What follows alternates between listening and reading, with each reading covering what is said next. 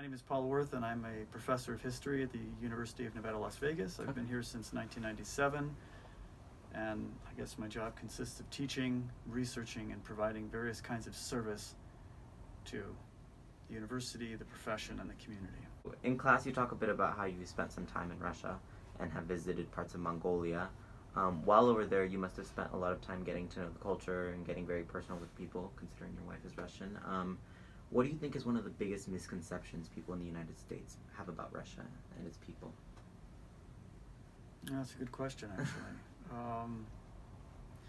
I think when I started, the issue was that, it was still, the Soviet Union still existed, and I don't think necessarily that people thought that, all Russians were communist or anything like that, but I think there was, the Soviet Union was understood to be our enemy. Mm-hmm. It was a different ideological system, a different sort of economic system.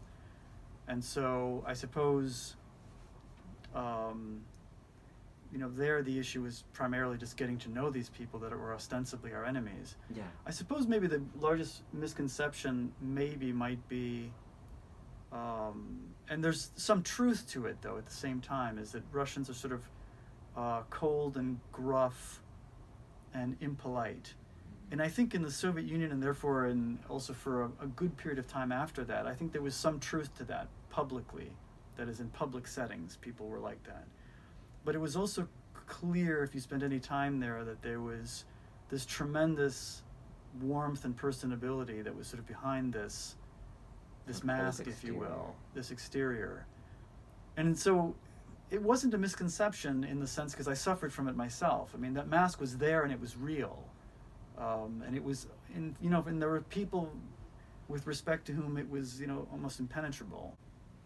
Do you believe that many of the issues that existed during the Cold War between the U.S. and Soviet Union have resurfaced themselves in today's politics? And if so, what do you think is the same and what do you think is different? Well, I think to some extent, it seems to me that I think there's a sense of ideological difference between, although the United States itself is now a much more complicated picture, I would say, particularly after the election of 2016. Yeah. So even this is, some of the things that one would say about Russia are characteristic of us as well.